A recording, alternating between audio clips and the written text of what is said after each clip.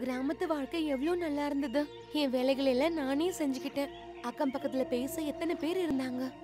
இங்க வேலை செய்யறதுக்கு எந்த வேலையும் இல்ல, பேசுறதுக்கு யாரும் என் பக்கத்துலயும் இல்ல.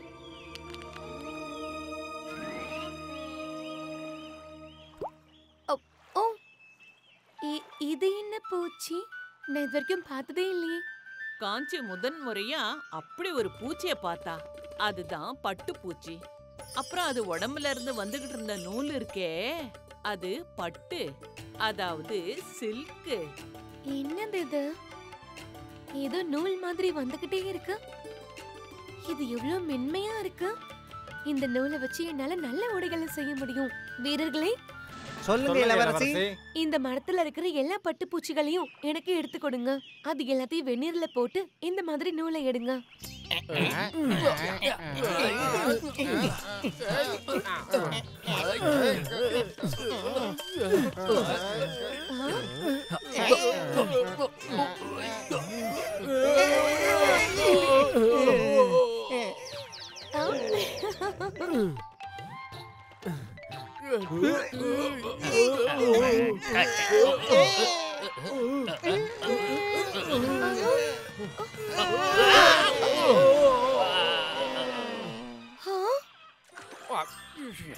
இளவரசி அம்மா, இது என்ன பூச்சியா இல்ல ராட்சசனா?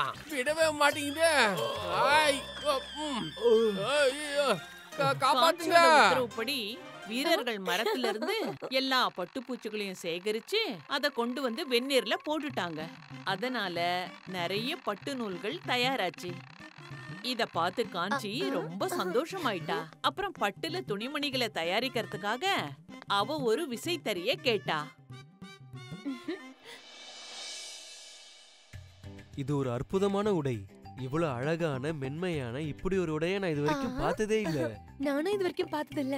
ஆனா இது உங்களுக்கு ரொம்ப பிடிச்சிருக்கல, எனக்கு சந்தோஷமா இருக்கு. நான் இந்த மாதிரி இன்னும் நிறைய துணிகளை தயாரிக்கணும்.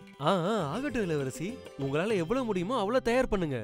வீரர்களே, மகாராணிக்கு ராஜ்யத்துல இருக்க எல்லா பட்டு பூச்சிகளையும் கொண்டு வந்து கொடுங்க. இன்னையில இருந்து இந்த ராஜ பரம்பரையில எல்லாருமே இந்த பட்டு துணியை மட்டும்தான் அணியணும்.